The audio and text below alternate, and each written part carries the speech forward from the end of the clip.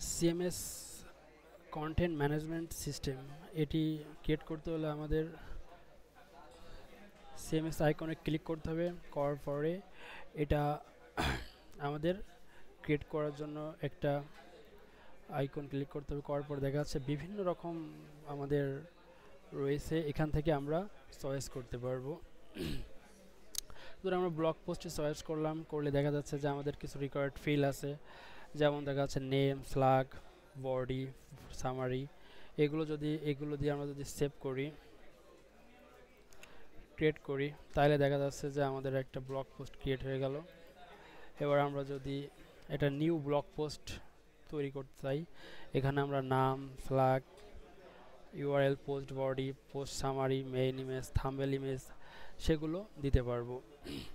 এখানে আমাদের কথাটা হচ্ছে যে সিএমএস আমরা কেন ইউজ করব। সিএমএস ইউজ করার একমাত্র কারণ হলো আমরা যেভাবে স্ট্যাটিক যেই, আমি একটা স্ট্যাটিক পেজ ওপেন করি, স্ট্যাটিকভাবে আমরা যেই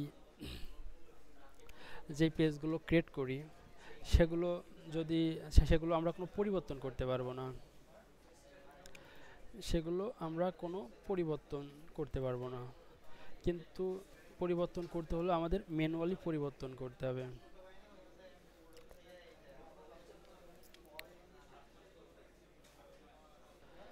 আচ্ছা, আমরা যদি এখন একটা কম্পেয়ার করি, যে আমরা যদি হিরো সেকশন, এটা যে সেকশনটা দেখছি, এখানে প্রথমে আছে কি, প্রথমে একটা হেডিং আছে, তারপরে একটা প্যারাগ্রাফ আছে, তারপরে একটা বাটন আছে।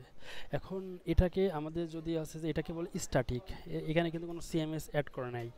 এখন এই এইগুলো যদি আমরা চেঞ্জ করতে চাই, তাহলে দেখা যাচ্ছে আমাদের আবার ম্যানুয়ালি এখান থেকেই চেঞ্জ করতে হবে।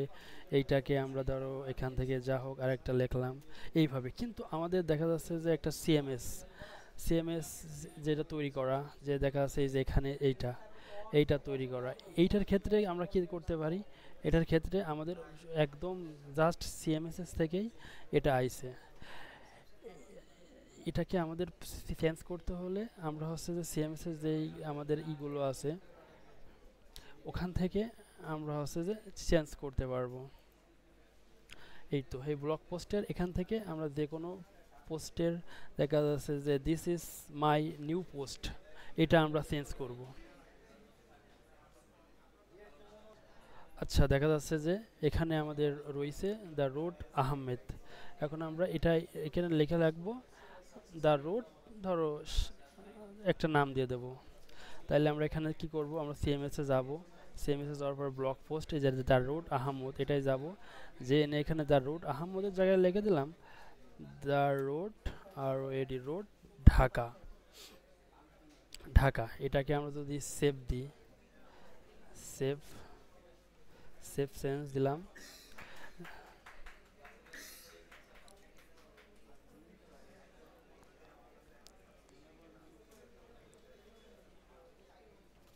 যাই হোক, আমরা যেহেতু এটা বিল্ড ইন টেমপ্লেট নিয়েছি, যার কারণে এটা চেঞ্জ করা যাচ্ছে না এক্ষেত্রে। যা হোক, এভাবে আমরা দেখা যাচ্ছে যে স্ট্যাটিক এবং ডাইনামিক সিএমএস ক্রিয়েট করতে পারি এবং পার্থক্যটা ভালো করে বুঝতে পারি। এখন আমরা একটা সিএমএস তৈরি করব, যেহেতু তৈরি করেছি ব্লগ পোস্ট নামে, এখানে একটা পোস্ট করব। পোস্ট করার ক্ষেত্রে দেখা যাচ্ছে আমাদের এখানে অনেক অপশন, আমাদের এই অপশন এতগুলোর প্রয়োজন নেই। আমরা এখন ব্লগ পোস্টটাকে এডিট করব। এডিট করার ক্ষেত্রে আমরা দেখা যাচ্ছে যে পোস্ট বডিটা ডিলিট করে দেব, তারপরে আপনার থাম্বনেল ইমেজটা ডিলিট করে দেব।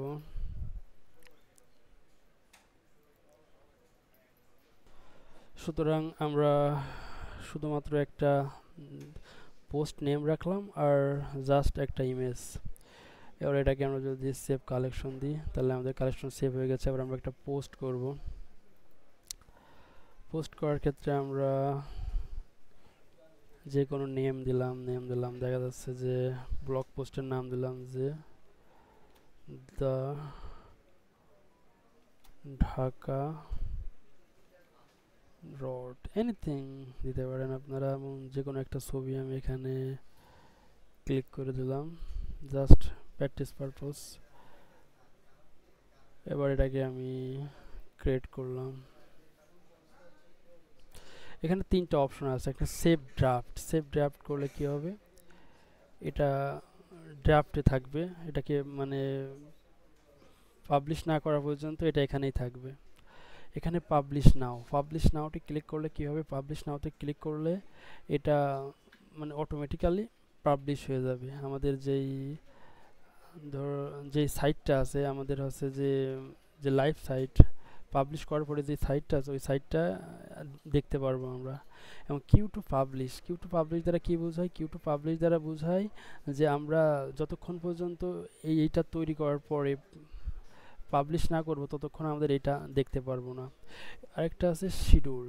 শিডিউল বলতে কি বোঝায়, দেখা যাচ্ছে যে এটা আমরা সেট করে দিতে পারি যে এটা তারিখ সিলেক্ট করে দিলাম যে এই তারিখের এত সময় এটা আছে পাবলিশ হবে। সুতরাং আমরা এখন কিউ টু পাবলিশ দেব। কিউ টু পাবলিশ দিলে কি হবে, দেখা যাচ্ছে যে আমাদের এই সাইটটা যতক্ষণ আমরা পাবলিশ না করব এখান থেকে ততক্ষণ আমাদের হচ্ছে যে এটা পাবলিশ হবে না। আর যদি আমরা এখান থেকে হচ্ছে যে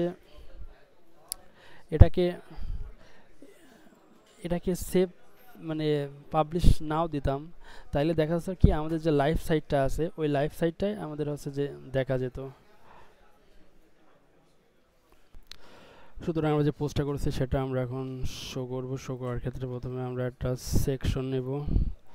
নর্মালি আমরা প্রজেক্টের জন্য যেগুলো নিই সেকশন, দেন আমরা একটা কন্টেইনার নেব। কন্টেইনারটা উইড করে দেবো 1260। এটাকে আমরা মিডিলে নেবার পরে এটার উইড করে দেবো 100%। এবার যেহেতু সিএমএস কাজ করে আমাদের কালেকশন এলিমেন্টের উপরে, তাহলে আমরা এখানে লিখবো কালেকশন লিস্ট। এখান থেকে আমরা সিএমএসটাকে আমাদের ব্লগ পোস্টের সাথে কানেক্ট করে দেওয়ার পরে আমাদের যেহেতু লেআউট আছে একটি, সুতরাং আমরা এটা সিলেক্ট করে দিব। এখান থেকে আমরা কয়টা কলম নিতে যাচ্ছি সেটা এখানে সিলেক্ট করে দেওয়া যাবে। আমার যেহেতু একটা মাত্র পোস্ট আছে জাস্ট প্র্যাকটিস পারপোজ, আমরা এখানে একটা ডিভ নিব। ডিভটার নাম দিলাম সিএমএস র্যাপার, আপনারা চাইলে যে কোনো নাম দিতে পারেন। এবার এখানে আমরা একটা হেডিং নেব।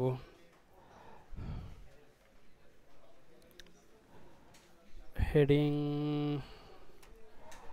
নিলাম, নেবার পর আমরা হেডিংটাকে নেমের সাথে কালেকশন করে দিলাম।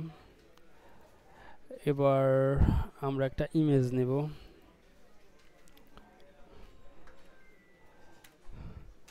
ইমেজটাকে আমরা আমাদের সিএমএস এর যে ইমেজটা আছে ওটাকে সাথে কানেক্ট করে দিলাম। জাস্ট এইটাই